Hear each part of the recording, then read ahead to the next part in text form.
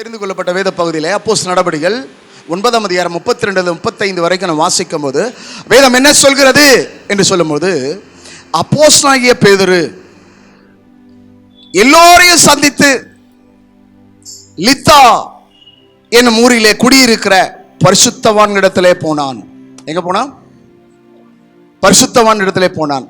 அப்படி அவன் போய் கொண்டிருக்கையில் அங்கே ஒரு மனிதனை 8 ஆண்டு காலமாக அவன் கட்டிலில் மேல் திமிர்வாதமாய் படுத்துக் கொண்டிருந்தான். அவன் கட்டில வியாதியா இருக்கிறான், திமிர்வாதக்காரனா இருக்கிறான். அப்போ அந்த வியாதியா இருக்கிறவனை தேவ மனுஷன் பார்க்கிறான். அல்லேலூயா. தேவனுடைய ஆவியானவர் இந்த தேவ மனுஷனுக்குள்ள இருக்கிறார். கர்த்தருடைய ஆவியானவர் இந்த மனுஷனை அபிஷேகம் பண்ணி இருக்கிறார். ஆகவே அபிஷேகம் பண்ணப்பட்டவனுடைய பார்வை எங்கே போகிறது? கட்டிலின் மேல் வியாதியாய் கிடக்கிறவனை பார்க்கிறது. 8 வருஷமா இந்த 8 வருஷமா படுக்கையில இருக்கிற மனிதனை, திமிர்வாதக்காரனை இந்த தேவ மனிதனாகிய இந்த அப்போஸ்தலனாகிய பவுல் கண்டான். கண்ட மாத்திரத்திலே அவன் சொல்லுகிறான், பேதுரு அவனை பார்த்து, ஐனேயாவே, இயேசு கிறிஸ்து உன்னை குணமாக்குகிறார். இவன் கட்டில் மேல இருக்கிறான், திமிர்வாதக்காரனா இருக்கிறான். இவனால ஒன்று செய்ய முடியாது. ஆமென் சொல்லுங்க. ஏன்னா திமிர்வாதக்காரர்கள் அவங்களால அசைய முடியாது, உருண்டு பெறலவும் முடியாது. மிகுந்த ஒரு கஷ்டமான ஒரு சூழ்நிலை. அந்த நிலையிலே கட்டில் மேல இருக்கிறவனை, ஐனேயாவே, இயேசு கிறிஸ்து உன்னை குணமாக்குகிறார். பாருங்க, தேவ மனிதன் நான் உன்னை குணமாக்குவேன் என்று சொல்லவில்லை. இன்றைக்கு அநேகர் சொல்றாங்க, நான் உன்னை குணமாக்குவேன், உன்னால ஒன்றும் செய்ய முடியாது. இயேசு மாத்திரம் தான் குணமாக்குறவர். இயேசு மாத்திரம் குணமாக்குறவர். இவனுக்குள்ளே சுயம் வெளிப்படவில்லை, மாம்சம் வெளிப்படவில்லை, தன்னுடைய திறமை வெளிப்படவில்லை. கர்த்தருடைய ஆவியானவர் வெளிப்படுகிறார். கர்த்தருடைய அபிஷேகம் வெளிப்படுகிறது. கர்த்தருடைய வார்த்தை இவனுக்குள்ள புறப்பட்டு போகிறது. வார்த்தையான இயேசுவை குறித்து சொல்லுகிறான், இயேசு கிறிஸ்து உன்னை குணமாக்குகிறார். குணமாக்குவார் இல்ல, குணமாக்குகிறார். அல்லேலூயா. அந்த நேரத்தில், அந்த நிமிஷத்தில், அந்த நொடி பொழுதுல இயேசு கிறிஸ்து உன்னை குணமாக்குகிறார். இல்ல, குணமாக்குவார் என்று சொல்லவில்லை, குணமாக்குகிறார். இல்ல, அப்போ இந்த இயேசு கிறிஸ்துவின் மீது இவனுக்கு உள்ள விசுவாசம். ஆண்டவர் சொன்னாரு, என்னை விசுவாசிக்கிறவன் நான் செய்த கிரியைகளையும் என்னிலும் பலத்த கிரியைகளையும் செய்வார்கள். அல்லேலூயா. அப்போ இந்த வசனம் அவனுக்குள்ள, இவனுக்குள்ள இருந்த விசுவாசம், இந்த பேதுருவுக்குள்ள இருந்த விசுவாசம், இயேசு கிறிஸ்து உன்னை குணமாக்குகிறார். ஒருவேளை இந்த கூட்டத்தில் உங்க சரீரங்கள்ல ஏதாவது ஒரு வியாதி, நோய், பலவீனங்கள் இருந்தால் இன்றைக்கு கர்த்தர் உன்னை குணமாக்குகிறார். ஒருவேளை மருத்துவரால் கைவிடப்பட்டிருக்கலாம், மருந்து மாத்திரைகள் செயலற்று இருக்கலாம். மருந்து மாத்திரைகளை சாப்பிட்டு எப்படி இருக்கலாம்? அந்த மருந்து மாத்திரைகள் செயல்படாமல் இருக்கலாம், அது குணமாக்காமல் இருக்கலாம். எந்த மந்திரமோ மாந்திரிகமோ குணமாக்க முடியாது. கடவுள் ஒருவர் தான் குணமாக்குறவர். இயேசு ஒருவர் மாத்திரம் தான் குணமாக்குறவர். அந்த குணமாக்குறவர் இயேசு என்ற நம்பிக்கை நமக்கு வரணும். இல்ல, நமக்கு வரணும். அந்த பேதுருக்குள்ளே இயேசு கிறிஸ்து உன்னை குணமாக்குகிறார் என்றதான விசுவாசம் இருந்தது. என்ன இருந்தது? விசுவாசம் இருந்தது. ஆகவே அவன் விசுவாசத்திலே அறிக்கை இடுகிறான், விசுவாசத்திலே இந்த வார்த்தையை சொல்லுகிறான், ஐனேயாவே, இயேசு கிறிஸ்து உன்னை குணமாக்குகிறார், நீ எழுந்து உன் படுக்கையை நீயே போட்டுக்கொள். முடியாத ஒரு காரியத்தை இந்த தேவ மனுஷன் சொல்றான், நீ எழுந்து நீயே போட்டுக்கொள். அவனால எழுந்திருக்க முடியாது. அவனால என்ன செய்ய முடியாது? எழுந்திருக்க முடியாது. இன்றைக்கு அநேகருக்கு தானா எதையும் செய்ய மாட்டாங்க, யாராவது சொல்லி கொடுத்தா செய்வாங்க. யாராவது ஒரு கற்றுக் கொடுக்கணும், டீச் பண்ணணும், இதை இப்படி செய், இதை இப்படி செய், இப்படி செய். சுய அறிவு இல்லை, சுய ஞானம் இல்லை, சுய புத்தி இல்லை. யாராவது எதனா சொன்னாங்கன்னா உடனே என்ன பண்ணுவாங்க? எங்கெல்லாம் காட்டுறாங்க, கை காட்டுறாங்களோ அங்கெல்லாம் போயிட்டு வருவாங்க. எந்தெந்த டாக்டர் கிட்ட போகணுமோ எல்லா டாக்டரும் சொல்லுவாங்க, இந்த டாக்டர் ஸ்பெஷலிஸ்ட் இந்த ஹாஸ்பிட்டலுக்கு வருவாரு, நீங்க இங்க போனா இந்த வியாதியிலிருந்து குணமாகும், இந்த நோயிலிருந்து குணமாகும். இந்த டாக்டர் கைராசியான டாக்டர். நான் டாக்டர் ஏன் கால் ராசியான டாக்டர்னு சொல்றது இல்ல, இவர் கைராசியானவர். இவர் வந்து எங்க ஃபேமிலி டாக்டர். அப்போ உன் ஃபேமிலி என்ன செய்யுது? குடும்பம் குடும்பமா தலைமுறை தலைமுறையா அந்த டாக்டரை பார்த்துருக்குது. ஆமீன் சொல்லுங்க. இல்ல, ஆனா எனக்கு ஒரு டாக்டர் இருக்கிறாரு, அவர் ஆண்டவராய் இயேசு கிறிஸ்து. எனக்கு ஒரு வைத்தியர் இருக்கிறாரு, அவர் இயேசு கிறிஸ்து. அவர் என்னை குணமாக்கினார். ஆகவே நான் சொல்றேன், உன்னை அவர் குணமாக்குகிறார். அல்லேலூயா. அவர் என்னை குணமாக்கினார், உன்னையும் குணமாக்குவார். இல்ல, இப்போது குணமாக்குகிறார். உன் சரீரத்துக்குள்ள அவருடைய வல்லமை இறங்குகிறது. சங்கீதம் 107:20 சொல்கிறது, அவர் தமது வசனத்தை அனுப்பி அவர்களை குணமாக்கி அவர்களை அழிவுக்கு தப்புவிக்கிறார். எதுக்கு தப்புவிக்கிறாரு?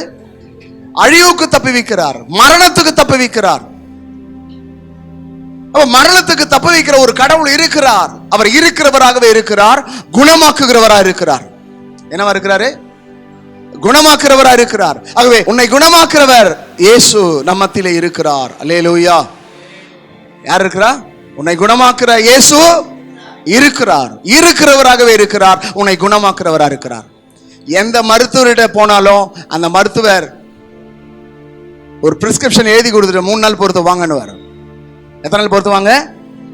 3 நாள் பொறுத்து வாங்க. அந்த 3 நாள் முடிஞ்சிட்ட பிறகு நம்ம போய் பார்த்தோன்னா இன்னொரு 10 நாள் இந்த டேப்லெட்ஸ் போடுங்க அப்படின்னு வரும். அடுத்து சொல்லுவாரு, மீண்டும் நீங்க ஒரு 3 மாசத்துக்கு டேப்லெட் எழுதி கொடுக்குறேன், இதை கொஞ்சம் கண்டினியூ பண்ணுங்க அப்படின்னு வரும். என்ன பண்ணுவாருங்க? சொல்லுங்க, என்ன பண்ணுங்க? கண்டினியூ பண்ணுங்க, தொடர்ந்து வாங்க என்று இந்த மருத்துவர் சொல்லுவார். தொடர்ந்து வாங்க. எப்படி வாங்க? தொடர்ந்து வாங்க. அப்போ தொடர்ந்து வரும்போது கர்த்தர் பெரிய காரியங்களை செய்வார். ஆனா மருத்துவர் இடத்துல தொடர்ந்து போகும்போது அந்த மருந்து மாத்திரைகள்லாம் என்ன செய்யும்? அவர் சொல்லுவாரு, இதெல்லாம் கொஞ்சம் கொஞ்சமா தான் என்ன செய்யும்? உடல்ல இந்த மருந்துகள்லாம் ஊற வேண்டும். இந்த மருந்துகள்லாம் உங்கள் உடல்ல என்ன செய்யணும்? எல்லா இடங்களிலும் இந்த மருந்து மாத்திரைகள் பரவும் பொழுதுதான் உங்கள் நோய்கள்லாம் குணமாகும். முதல் 3 நாள் விருந்த மருந்தும் 3 நாள், அடுத்தது 10 நாள், அதுக்கப்புறம் 90 நாள்.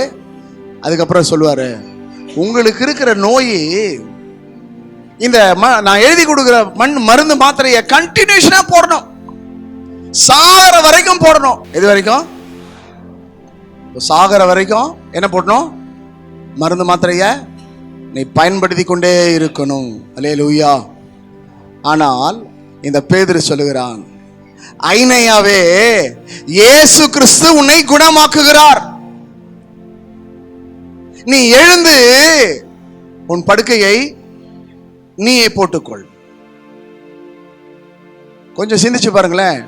டாக்டர் கிட்ட போனா 3 நாள், 10 நாள், 3 மாசம், ஆயுசு முழுக்க குணமான பாடு இல்லை, சுகம் கிடைக்காது. அவன் சொல்லுவான் நாள்பட்ட வியாதி அப்படின்னுவான், நாள்பட்ட நோயின்னுவாங்க. இங்க நாள்பட்டதான் தானே சரி, செகண்ட்ல குணமாயிடும். வினாடி நொடி பொழுதிலே கர்த்தர் குணமாக்குவார். பேதுருக்கு இதற்கு முன்னாடி ஐனையாவை தெரியாது. அந்த லித்தா பட்டணத்துக்குள்ள போகும்போது அவனை சந்திக்கிறான், அவ்வளவுதான், தர்சால். ஆனால் சந்தித்த பொழுது அவன் சொல்லுகிற ஒரு வார்த்தை, ஐனையாவே இயேசு கிறிஸ்துவை குணமாக்குகிறார். இந்த இயேசு கிறிஸ்து குணமாக்குகிறார். சிலர் சொல்லுவாங்க, நீங்க தொடர்ந்து சபைக்கு வாங்க, ஆண்டவர் குணமாக்குவார். கடவுள் யாரு? சர்வ வல்லமையுள்ளவர். எப்ப சுகம் தருவாரு? நொடி பொழுத, செகண்ட், மினிட்ல சுகம் தருவாரு. அப்போ தொடர்ந்து வந்தா இல்ல, அவரை ஏற்றுக்கொண்ட சுகமாக்கிடுவார், அவரை விசுவாசித்தால் சுகமாக்கிடுவார். ஐனையாவா பார்த்து நீ விசுவாசிக்கிறாயா என்றெல்லாம் அவன் கேட்கவே இல்லை. ஆமென் சொல்லுங்க. நீ விசுவாசிக்கிறியான்னு கேட்கல, நீ ஏற்றுக்கொள்கிறாயான்னு கேட்கல, எந்த ஒரு வார்த்தையும் கேட்கல. ஐனையாவே இயேசு கிறிஸ்து உன்னை குணமாக்குறார், அவ்வளவுதான். இயேசுவால் அபிஷேகம் பண்ணப்பட்டவர், இயேசுவால் தெரிந்து கொள்ளப்பட்டவர், இயேசு கிறிஸ்துடைய ஊழியத்திற்கு என்று அழைக்கப்பட்டவர். அழைக்கப்பட்ட பேதுருவை கர்த்தர் அபிஷேகம் பண்ணினார். அபிஷேகம் பண்ணின பேதுருவை கர்த்தர் அனுப்பினார். எதற்கு தெரியுங்களா? வியாதியஸ்தர்களை நீங்கள் சொஸ்தமாக்குவீர்கள், வியாதி உள்ளவர்களை நீங்கள் குணமாக்குவீர்கள், கட்டுண்டவர்களை நீங்கள் விடுதலையாக்குவீர்கள். இதான் கட்டளை.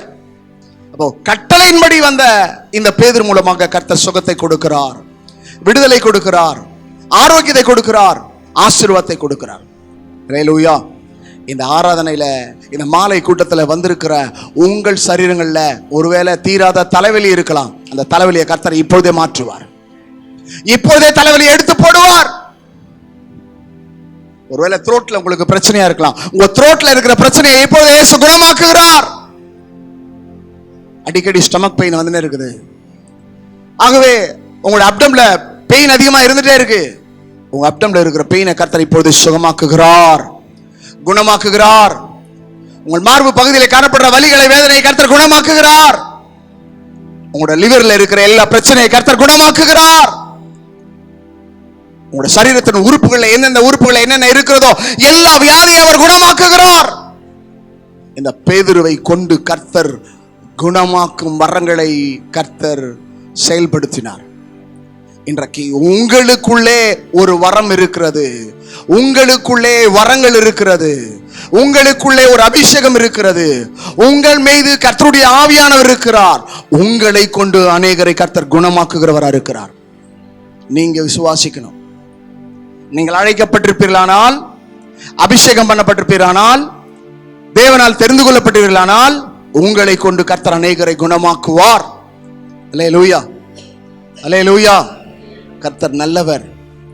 என் அன்புக்குரியவர்களே, இந்த இயேசு கிறிஸ்துவை குறித்து எபிரேய புத்தகத்தில் சொல்லப்பட்டிருக்கிறது, அவர் நேற்றும் இன்றும் என்றும் மாறாதவராயிருக்கிறார். அப்போ அவருடைய குணமாக்கும் வல்லமை என்ன செய்யும்? நேற்றையும் குணமாக்கினது, இன்றும் குணமாக்குறது, நாளையும் குணமாக்குகிறது. அல்லேலூயா. அப்போ உங்களுக்கு விசுவாசம் இருக்கணும். இன்றைக்கே கர்த்தர் குணமாக்குவார். இதான் விசுவாசம். நமக்கு நாளை கதை அல்ல, இன்றைக்கு தான், இந்த நேரம் தான், இந்த நிமிஷம் தான், இந்த நொடி தான், இந்த வினாடியில தான் கர்த்தர் சுகமாக்குவார். ஆகவே அன்புக்குரியவர்களே, இந்த ஐனேயாவை பார்த்து சொல்லும்போது உடனே அவன் எழுந்திருந்தான். சொல்லுங்க பார்க்கலாம். உடனே அவன் எழுந்திருந்தான். பேதுருவுக்குள்ள இருக்கிறதான வார்த்தை அவனை உடனே எழ செய்தது. அல்லேலூயா. உடனே என்ன பண்ணாங்க?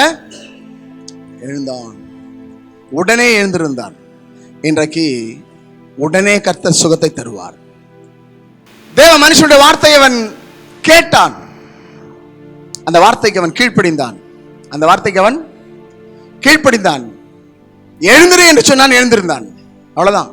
ஆனால் அவனை பார்த்து சொன்னான், எழுந்து உன் படுக்கையை போட்டுக்கொள். அவன் எழுந்திருந்தான். இன்றைக்கு அநேகர் எழுந்திருக்கிறது கிடையாது, ஒபே பண்றது கிடையாது, கீழ்ப்படுகிறது கிடையாது. சொன்னவன் யார்? தேவனால் அழைக்கப்பட்டு அபிஷேகம் பண்ணப்பட்ட கர்த்தருடைய ஊழியக்காரன். ஆக ஊழியக்காரருடைய வார்த்தையை கேட்டு அதை விசுவாசித்தான், அந்த வார்த்தைக்கு கீழ்ப்படிந்தான். ஆகவே கர்த்தரவனை எழுந்திருக்க செய்தார். 8 வருஷமாய் படுக்கையிலே கிடந்தவனை கர்த்தர் எழுப்பினார். இன்றைக்கு உங்களையும் கர்த்தர் எழுப்ப வல்லவரா இருக்கிறார். ஆண்டவராக இயேசு 38 வருஷமாய் படுக்கையிலே இருந்தவனை எழுப்பினார். எத்தனை வருஷம் சொல்லுங்க? எத்தனை வருஷம்? 38 வருஷமா படுக்கையில் இருக்கிறவனை கர்த்தர் எழுப்பினார். உன் படுக்கை எடுத்துக்கொண்டு நடன்னு சொன்னார், எழுந்து நடந்தான். அந்த இயேசுவோடு கூட இவன் இருந்தான். அவர் 38 வருஷம் படுக்கையில் இருக்கிறவனை எழுப்பினாரு, இவன் 8 வருஷம் படுக்கையில் இருக்கிறவனை எழுப்புறான். அப்போ கடவுள் இருக்கிறார். யாரோடு இருக்கிறார்? பேதுருவோடு இருக்கிறார். ஜனங்கள் கண்டார்கள், எல்லாருக்கும் ஆச்சரியமாயிற்று. 8 வருஷமா இருந்தான், இவன் எப்படி எழுந்தான், எப்படி நடந்தான், எப்படி இவனால முடியுது? பேதுருக்குள்ள தேவனுடைய அபிஷேகம் இருந்தது, பேதுருக்குள்ள ஒரு விசுவாசம் இருந்தது. பேதுரு இயேசு கிறிஸ்துவுடைய வார்த்தைக்கு கீழ்ப்படிந்து செயல்பட ஆரம்பித்தான். ஆகவே கர்த்தர் கிரியை செய்தார். இன்றைக்கு இந்த இடத்துல உட்கார்ந்து கொண்டிருக்கிற உங்களுடைய சரீரங்கள்ல ஒவ்வொரு முறையும் மருத்துவமனைக்கு போறீங்க, உங்களை பரிசோதித்து பார்க்குறீங்க, பல ஆயிரக்கணக்கான பணத்தை செலவு பண்ணிட்டு வரீங்க, ஆனால் ஒரு மாற்றமும் இல்லை. இடுப்பு வலி போனதாகவும் இல்லை, உங்க சரீரத்தில் இருக்கிற வியாதி போனதாகவும் இல்லை, நீங்க குணமடைந்து சாட்சி சொன்னதாகவும் இல்லை. ஆனால் நான் சொல்லுகிற இந்த வார்த்தையை நீங்கள் விசுவாசிப்பீர்களானால் இயேசு கிறிஸ்து உன்னை குணமாக்குகிறார். அல்லேலூயா. இயேசு கிறிஸ்து உன்னை குணமாக்குகிறார். உன்னோட தைராய்டுல இருந்து கர்த்தர் விடுதலையாக்குகிறார், குணமாக்குகிறார். உன்னோட த்ரோட் இன்ஃபெக்ஷன்ல இருந்து கர்த்தர் உன்னை குணமாக்குகிறார்.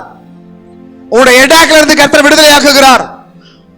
இல்ல, சிலருக்கு கண்கள்ல பிரச்சனை இருக்கு, உங்க கண்கள்ல இருக்கிற பிரச்சனையை கர்த்தர் மாற்றுவார். சிலருக்கு வயிற்றுல சில பிரச்சனை இருக்கு, உங்க வயிற்றில் இருக்கிற பிரச்சனையை கர்த்தர் மாற்றுவார்.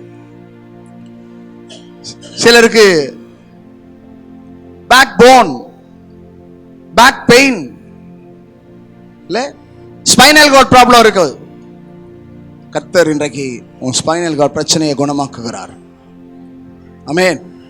விசுவாசிக்கணும். உங்களை போய் சோதித்து பாருங்க, டாக்டர் கிட்ட போய் கன்சல்ட் பண்ணுங்க. ஒண்ணுமே இல்லையம்மா, நான் தான் எழுதி கொடுத்தேன் ரிப்போர்ட். என்ன ரிப்போர்ட்? ஸ்பைனல் கார்ட்ல ப்ராப்ளம் இருக்குன்னு எழுதி கொடுத்தேன், ஒண்ணுமே இல்லையே. உங்க காலில் ஒரு சின்ன ஃப்ராக்சர் இருக்குதுன்னு எழுதி கொடுத்தேன், நான் தான் எழுதி கொடுத்தேன், என்னாச்சு? என்னாச்சு? இயேசு குணமாக்கினார். இல்ல, அந்த சின்ன காலில் காணப்படுறதான பிரச்சனையை கர்த்தர் மாற்றினார். இல்ல, உன்னுடைய முதுகுக்கு பின்னாடி இருக்கிற பிரச்சனையை கர்த்தர் மாற்றினார். உன்னோட உடல்ல இருக்கிற ஒவ்வொரு பகுதியில் இருக்கிற எல்லா வியாதியை, நோயை கர்த்தர் குணமாக்குகிறார். விசுவாசம், நம்பிக்கை, கீழ்ப்படிதல். இந்த விசுவாசம், நம்பிக்கை, கீழ்ப்படிதல் தெய்வீக சுகத்தை தந்தது. மருத்துவம் அல்ல, மருந்து அல்ல, இயேசு அவருடைய தழும்புகளால் குணமாக்கினார். எதனால சொல்லுங்க? அவருடைய தழும்புகளால் குணமாக்கினார். இன்றைக்கு இந்த வார்த்தை கேட்டுக்கொண்டிருக்கிற கர்த்தருடைய பிள்ளையே, உங்கள் சரீரத்தில் இருக்கிற எல்லா நோய்களை, வியாதிகளை கர்த்தர் குணமாக்குவார். இந்த நிகழ்ச்சியை பார்த்து கொண்டிருக்கிற கர்த்தருடைய பிள்ளையே, உன் சரீரத்தில் இருக்கிற என்ன நோயா இருந்தாலும், என்ன வியாதியா இருந்தாலும் அவர் குணமாக்குவார். ஒருவேளை மருத்துவ ரிப்போர்ட்ல மருத்துவர் எழுதியிருக்கிறதான காரியங்கள் எல்லாம் ஒருவேளை உங்களை பயமுறுத்தி கொண்டிருக்கலாம். ஆண்டவராக இயேசு கிறிஸ்துவின் நாமத்திலே சொல்லுகிறேன், அந்த மருத்துவ ரிப்போர்ட்லாம் கர்த்தர் மாற்றி அமைப்பார். தலையெழுத்தையே மாற்றுகிற ஒரு கடவுள் இருப்பார் என்றால் உன்னுடைய நோயை அவர் மாற்றி அமைப்பார். அல்லேலூயா. விளங்குதா? நம்முடைய தேவன் என்ன செய்கிறாருங்க? தலையெழுத்தை மாற்றுகிறார். அல்லேலூயா. தோல்வியை வெற்றியாய் மாற்றுகிறார். படுக்கையில இருக்கிறவனை கர்த்தர் குணமாக்கி அவனை நடக்க செய்கிறார். பிறவியில இருந்தே முடவனாய் இருந்தான். பேதுருவும் யோவானும் போகும்போது அவன் எழுந்து நடக்க ஆரம்பித்தான். வெள்ளியும் பொன்னும் இடத்துல இயேசுவின் நாமத்தில் எழுந்து நட என்று சொன்னார்கள். அவன் எழுந்து நடக்க ஆரம்பித்தான், குதிக்க ஆரம்பித்தான், சாட்சி பகர ஆரம்பித்தான். அங்கே இயேசு மகிமைப்பட்டார்.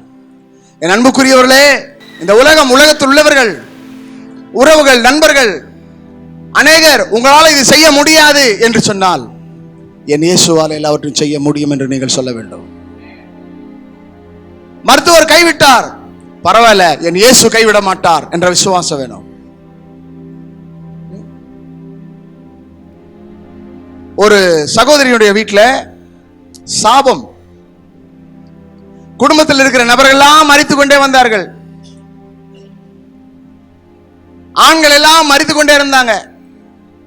அப்படி மரித்துக் கொண்டிருக்கும் போது இந்த அம்மா கேள்விப்படுறாங்க, இயேசு என்ற ஒருத்தரை நீங்க சந்திச்சீங்கன்னா அவர் சந்ததியை ஆசீர்வதிப்பேன்னு சொல்லி இருக்கிறாரு. உன் பிள்ளைகளின் பிள்ளைகளை இஸ்ரவேலுக்கு உண்டான சமாதானத்தை காண்பான்னு சொல்லி இருக்கிறாரு. நீங்க வந்து பாருங்க. அவ்வளவுதான். இந்த அம்மா இயேசு ஏற்றுக்கொண்டாங்க, வந்தாங்க, ஜெபம் பண்ணாங்க. அதற்கப்புறம் அவங்க வீட்டில் அப்படிப்பட்ட சம்பவங்கள்லாம் நடக்கவே இல்லை. கர்த்தர் எல்லாத்தையும் மாற்றினார். அல்லேலூயா. அந்த ஊரே ஆச்சரியப்பட ஆரம்பித்தது. கர்த்தராகிய தேவன் இதை செய்தார். இன்றைக்கு உன்னுடைய வாழ்க்கையில் இருக்கிற சாபங்களை கர்த்தர் மாற்றி போடுகிறவராக இருக்கிறார். ஒருவேளை எல்லாரும் சொல்லலாம், உங்களோட முற்பிதாக்களின் சாபம் என்று சொல்லலாம், உங்களுடைய முன்னோர்களின் சாபம் என்று சொல்லலாம், அல்லது உங்களுடைய கர்மா என்று சொல்லலாம், உங்களுடைய ஜென்ம பாவம் என்று சொல்லலாம். எந்த பாவங்களையும் மன்னிக்கிறவர் இயேசு மட்டுமே. எந்த கர்மாவையும் மாற்றுகிறவர் இயேசு மட்டுமே. எந்த நோய்களையும் குணமாக்குறவர் இயேசு மட்டுமே. இந்த இயேசுவை விசுவாசித்தால் நீ குணமாவாய். இயேசு கிறிஸ்துவிடத்தில் வருகிறவர்கள் பணத்தை கொண்டு வர வேண்டாம், நீங்கள் பணத்தை செலவு பண்ண வேண்டாம். இந்த இயேசுவை விசுவாசித்தால் போதும், நீங்கள் குணமாவீர்கள். உங்கள் நோய் குணமாகும். உடல்ல இருக்கிற உறுப்புகளில் இருக்கிற நோய்கள் குணமாகும். அவர் குணமாக்குற தேவனா இருக்கிறார். இல்ல, நீங்க வந்து பாருங்க, வந்து பாருங்கள், இயேசு குணமாக்குகிறார். இந்த வசனத்தை ஏற்றுக்கொள்ளுங்கள், இயேசு குணமாக்குகிறார். இந்த பேதுருவின் மூலமாக இந்த ஐனேயாவை கர்த்தர் குணமாக்கினார், எழுந்து நடக்கப்படினார், அவனை லித்தோ பட்டணத்தில் சாட்சியாய் மாற்றினார். இந்த வார்த்தை கேட்டுக்கொண்டிருக்கிற உங்களையும், நீங்கள் வசிக்கிற பகுதியில உங்களை கர்த்தர் சாட்சியாய் மாற்றுவார். நீங்கள் எந்தெந்த காரியங்களிலே கட்டப்பட்டிருக்கிறீர்களோ உங்களுடைய கட்டுகளை கர்த்தர் அவிழ்ப்பார், உங்கள் நுகங்களை முறிப்பார், தடைகள் எல்லாவற்றையும் உடைத்து போடுவார், உங்களுக்கு உண்டான ஆசீர்வாதங்களை கர்த்தர் கொடுப்பார். அல்லேலூயா, அல்லேலூயா. இயேசு ஜனங்களை கண்டு மனதுருகி அவர்களை தொட்டு குணமாக்கினார். என்ன செஞ்சாரு? ஜனங்களை கண்டு மனதுருகி தொட்டு சுகமாக்கினார். அந்த இயேசு இன்றைக்கு இந்த இடத்துல இருக்கிறார், இந்த இடத்துல இருக்கிறார். இந்த நேரத்திலே கர்த்தர் உன்னை தொடுகிறவரா இருக்கிறார். இந்த நேரத்திலே இயேசு உன்னை குணமாக்குறவரா இருக்கிறார். நீ நம்பி வருவாயா? நீ அவரை ஏற்றுக்கொள்வாயா? நீ அவரை விசுவாசிப்பாயா? உன் சரீரத்திலே உச்சம் தலை முதல் உள்ளங்கால் வரையில் இருக்கிற நோய்களை இயேசு மட்டுமே குணமாக்க முடியும். இயேசு மாத்திரமே விடுவிக்க முடியும். இயேசு ஜீவிக்கிறவரா இருக்கிறார். ஆமென், அல்லேலூயா, பிரைஸ் தி லார்ட். என் அன்புக்குரியவர்களே, இந்த அப்போஸ்தலர் நடபடிகள் 9ஆம் அதிகாரத்தில் 32 35 வரைக்கும் வாசிக்கும் போது, லித்தாவிலும் சாரோனிலும் குடியிருந்தவர்கள் எல்லோரும் அவனை கண்டு கர்த்தரிடத்தில் திரும்பினார்கள். அல்லேலூயா. யாரை கொண்டு? ஐனேயாவை கொண்டு. ஆமென் சொல்லுங்க. யாரை கொண்டு? ஐனேயாவை கொண்டு. இந்த ஐனேயாவை கர்த்தர் குணமாக்கினார். அந்த லித்தோ பட்டணத்துல சாரோனில இருக்கிறவர்கள் எல்லாம் என்ன செஞ்சாங்க? கர்த்தரிடத்திலே திரும்பினார்கள். 8 வருஷமாய் படுக்கையில இருந்தவனை, திமிர்வாதக்காரனை இயேசு குணமாக்கினார். கேள்விப்பட்டாங்க, விசுவாசித்தாங்க, எல்லாம் திரும்பி வந்தாங்க. எல்லாரும் சுகம் பெற்றுக் கொண்டார்கள், எல்லோரும் விடுவிக்கப்பட்டார்கள். பேதுரு எழுந்து கடவுளுடைய நாமத்தை மகிமைப்படுத்துகிறான். அல்லேலூயா. பேதுரு எழும்பி கடவுளுடைய நாமத்தை மகிமைப்படுத்துகிறான். ஆகவே நீங்கள் ஆண்டவராகிய இயேசு கிறிஸ்துவின் மீது விசுவாசம் உள்ளவர்களாய் நீங்கள் அவருக்கு ஊழியம் செய்வீர்களானால், நீங்கள் அவருடைய கட்டளையை பின்பற்றுவீர்களானால், நீங்கள் அவருடைய கட்டளையை விசுவாசிப்பீர்களானால், உங்கள் மூலமாய் கர்த்தர் அற்புதங்களை, அடையாளங்களை, அதிசயங்களை செய்வார். அவர் நேற்றும் இன்றும் என்றும் மாறாதவராக இருக்கிறார். அந்த மாறாத இயேசு இன்றைக்கு தொட்டு சுகமாக்குறவராக இருக்கிறார். என்ன வியாதி, என்ன நோய், என்ன பிரச்சனை இருக்கிறது, உங்களை கர்த்தர் தொட்டு குணமாக்க போறார். கொஞ்சம் அப்படி எழுந்து நிற்போமா? ஆண்டவருடைய சமூகத்தை நோக்கி பார்ப்போமா? கர்த்தருடைய வல்லமை இறங்குகிறது. வானத்துக்கும் பூமிக்கும் தேவனாகிய கர்த்தாவே, பேதுருவின் மூலமாக ஐனேயாவை குணமாக்கினீரே, அந்த தேவன் இன்றைக்கும் உயிரோடு இருக்கிறீர். உயிரோடு இருக்கிற இயேசு ஒவ்வொருவரையும் தொட்டு குணமாக்குவீராக. இந்த கூட்டத்தில் வந்திருக்கிற ஒவ்வொருவரும் குணமாக்கும். இந்த நிகழ்ச்சியை காண்கிற ஒவ்வொரு சரீரத்துக்குள்ள வல்லமை புறப்பட்டு செல்வதாக. 100க்கு அதிபன் வேலைக்காரனுக்குள்ள ரத்தம் பாய்ந்ததே, இன்றைக்கு நம்முடைய ரத்தம் ஒவ்வொருக்குள்ள பாய்ந்து செல்லட்டும். குணமாக்கட்டும், குணமாக்கட்டும். வியாதியிலிருந்து குணமாக்கட்டும், நோய்களிலிருந்து குணமாக்கட்டும். தீரா வியாதியை, தீரா நோய்களிலிருந்து குணமாக்கட்டும். இந்த நிகழ்ச்சியை காண்கிற ஒவ்வொரு சரீரத்தில் தெய்வீக சுகம் உண்டாகும்படி ஜெபிக்கிறேன். தெய்வீக விடுதலை உண்டாகும்படி ஜெபிக்கிறேன். தெய்வீக சாட்சியை கர்த்தர் ஏற்படுத்த முடியாது ஜெபிக்கிறேன். இந்த செய்தியை கேட்டுக்கொண்டிருந்த, இந்த ஜெபத்தில் கலந்து கொண்ட இயேசு என்னை தொட்டு குணமாக்கினார் சொல்லி சாட்சி கொடுக்கட்டும். கர்த்தர் சாட்சிகளை உருவாக்கும், தொடர்ந்து மகிமைப்படும். பெரிய காரியம் இயேசுவின் நாமத்தில் பிதாவே, ஆமென், ஆமென். அன்பான தேவ ஜனங்களே, சென்னை பல்லாவரத்தை அடுத்த பம்மலில் உள்ள சர்வதேச கிறிஸ்தவ திருச்சபையில் ஒவ்வொரு வாரமும் நடைபெறுகின்ற ஆராதனை நேரங்கள்: ஞாயிற்றுக்கிழமை காலை 8 மணிக்கு பரிசுத்த ஓய்வு நாள் ஆராதனை நடைபெறும். புதன்கிழமை மாலை 7 மணிக்கு திறப்பின் வாசல் ஜெபம். சனிக்கிழமை காலை 11 மணிக்கு உபவாச ஜெபமும், ஒவ்வொரு மாதமும் முதல் தேதியில் மாலை ஸ்தோத்திர ஜெபமும், முதல் வாரம் ஞாயிற்றுக்கிழமையில் திருவிருந்தோடு கூடிய பரிசுத்த ஆராதனையும் நடைபெறுகிறது. அன்பிற்குரிய கர்த்தருடைய பிள்ளைகளே, நமது சர்வதேச கிறிஸ்தவ திருச்சபையில் நடைபெறுகின்ற இவ் ஆராதனைகளில் நீங்கள் பங்கு பெற்று ஜீவனுள்ள தேவனை மகிமைப்படுத்தி துதிக்க உங்களை அன்போடு அழைக்கிறோம். மேலும் விவரங்களுக்கு நீங்கள் தொடர்பு கொள்ள சர்வதேச கிறிஸ்தவ திருச்சபை எண் 147, காந்தி மெயின் ரோட், சங்கர் நகர், பம்மல், சென்னை 600075. எங்களுடைய வங்கி கணக்கு எண் HDFC 504662241667. IFSC கோட் HDFC 00041166 என்ற எண்ணிற்கு அனுப்புங்கள். கர்த்தர்தாமே உங்கள் ஒவ்வொருவரையும் நிறைவாய் ஆசீர்வதிப்பாராக என்று உங்களை அன்புடன் அழைக்கும் போதகர் ஜஸ்டின் பிரபாகரன். மேலும் உங்கள் ஜெப உதவிக்கும் ஆலோசனைகளுக்கும் தொடர்பு கொள்ள வேண்டிய செல்போன் எண்கள் 7394541314 மற்றும் 9840727485.